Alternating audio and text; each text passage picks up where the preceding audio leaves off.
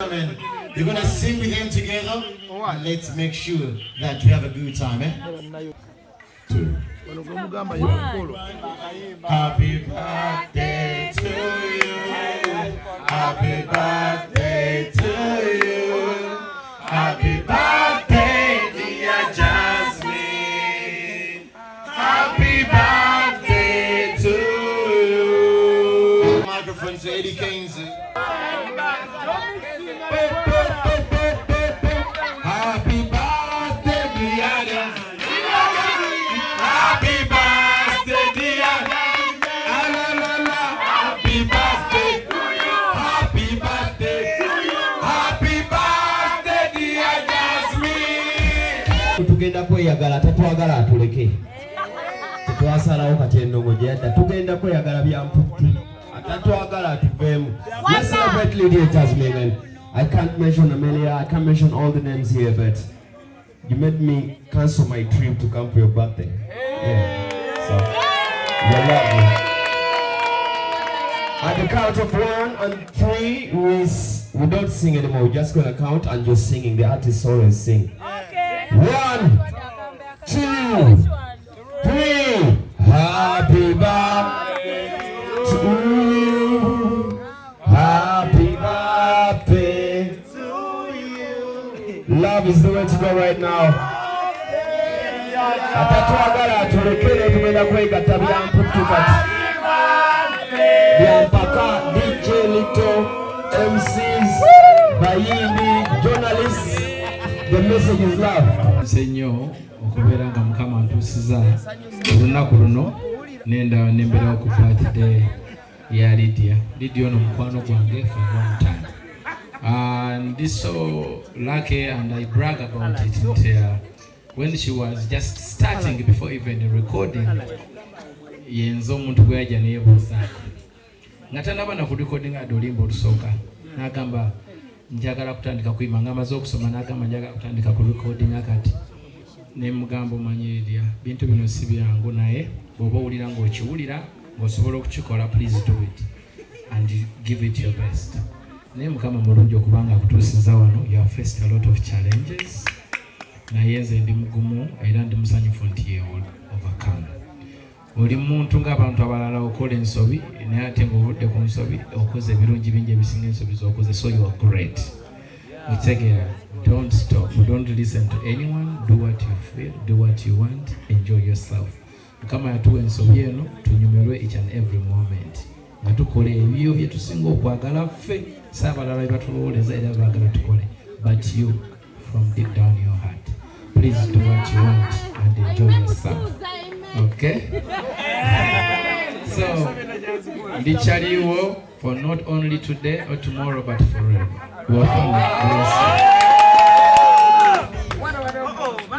Okay, there's a speech we have.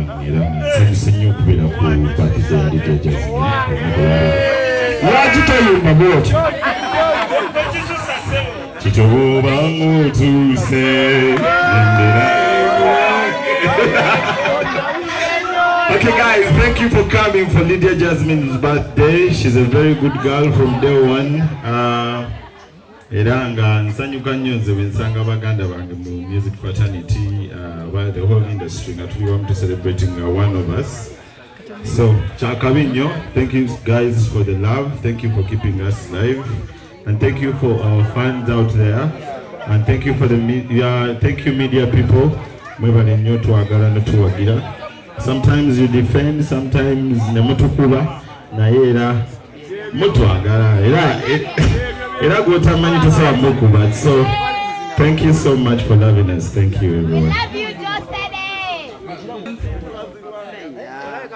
Nze ngenda kwogeranga mukwano gwa Lydia Jazmine omuto eri gye twava. Nze nzijukira nali nakatandika okuyimba. Okay, nali nayimba mu Dream Girls, but then when I left Dream Girls nga mbeereye makindi eyo nga ku kooti naye nga ndabaka Lydia nga kakirira okuva eri ewaba radio waggulu eri mu kizungu nga kali mu busapa nga kali mu busapa tukakkirira ku booda So nga nkaba biki naawe omanyi byempiseemu.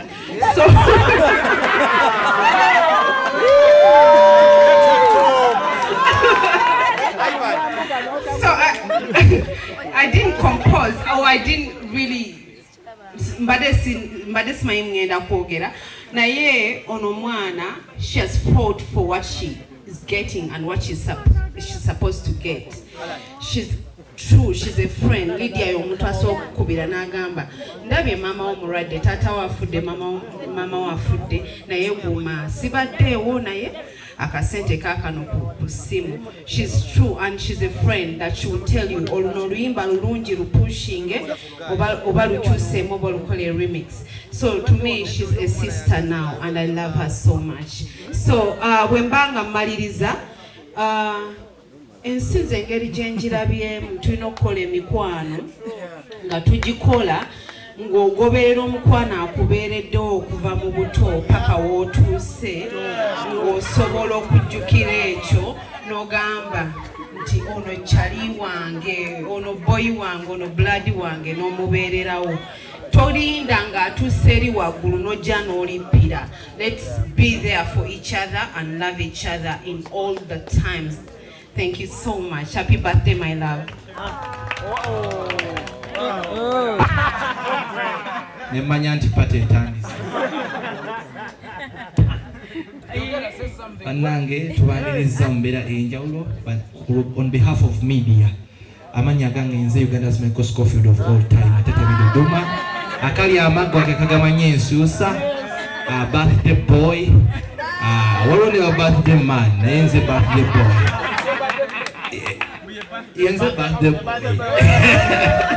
So happy birthday Lydia Jazmine. Abayimbi abasinga ennaku zino bonna baterezeza mu nkola yaabwe. Naffe abamawulire tugezaako ffenna tukwatagana kuba tuli family emu. Jazmine si muntu mubi, muntu mulungi, kyatasobola akyogera ne kyasobola akyogera.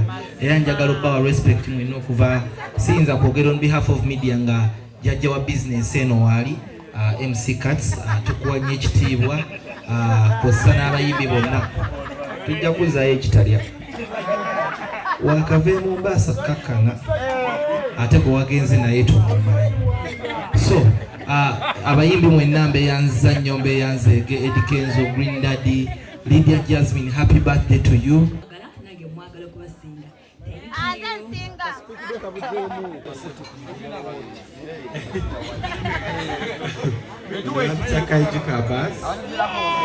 The designer wa Lydia Jazmine yaranze mu abazza leero. Lydia, happy birthday. I enjoy working with you. You're such a great person and a very helpful person. I love you so much. And you're a good friend.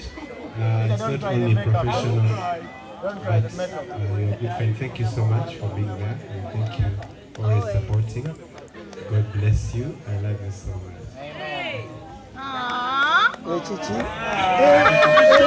Yeah. As I said earlier, yeah, Jazmine, me personally, I see you as Uganda's Tiwa. Thank you. Yeah. Okay, yeah. Ngabo tuina Eddy Kenzo mubasajja tuina Jazmine mbachala. Nga Uganda's best export, you know. Naye ngenda kyogera ku microphone maaso ga kamera musese ku kamera mwenna nkyogere kino kye ngenda okwogera kuba kiyinza okuba like by records. Yeah. Jazmine, personally nkulabanga omukyala Uganda gweyina of exporting internationally. Yeah.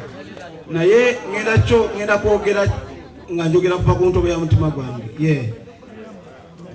You need a team, a management team, like a tough team, like a serious team. Sitting on to Lokubanti or Solokwasagaниza Biokola, Naye market gender wasn't Chosolo Kubera. Wait, I got team so put to Sakwecho. But then Sava, what you was there, Motimago, or Venga Jogo Chikola. Yeah, Kubanga. tetwagala tusudye abantu tyosobola obikoze biki yo kyali kitono nnyo kukyasobola okubeera.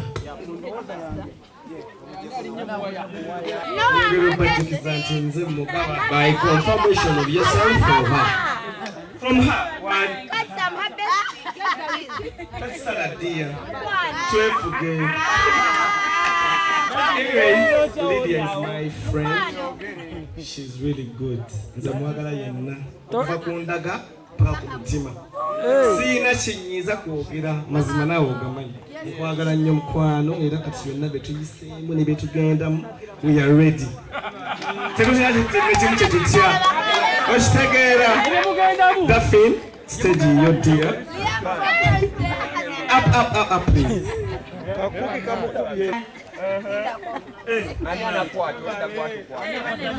Mukwate sinapu,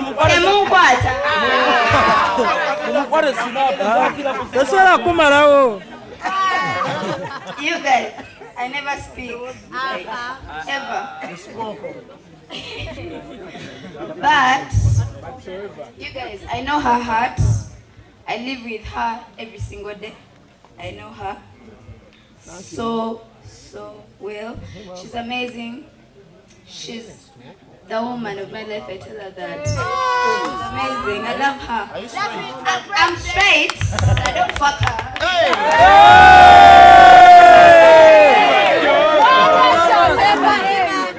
Whatever, Layla, I've had you.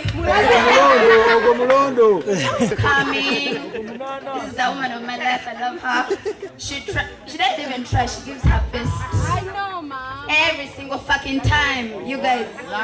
I'm there backstage with her. I know what she thinks. Even if she's in pain, she will come out. Give her all. Always, by the way. My voice is too sharp. What? I love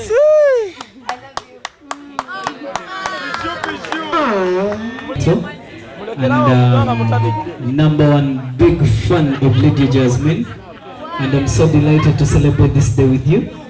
Happy birthday, princess. I really love you so much. I really love your sounds. Yeah, I don't have much to say. Happy birthday to you. So before to Ugandan mermaid.